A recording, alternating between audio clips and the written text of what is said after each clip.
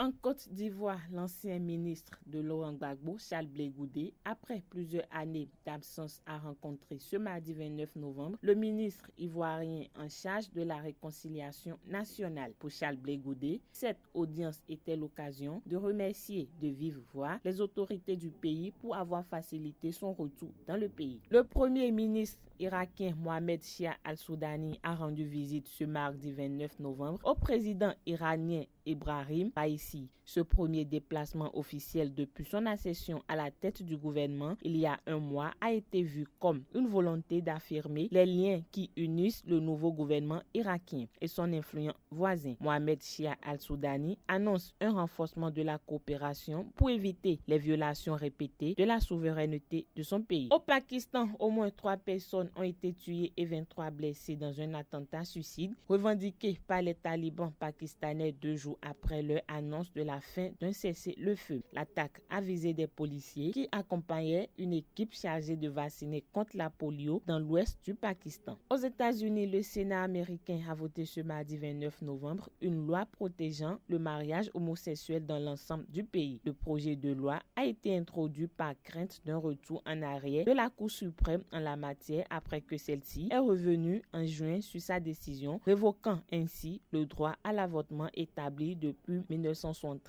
dans le pays.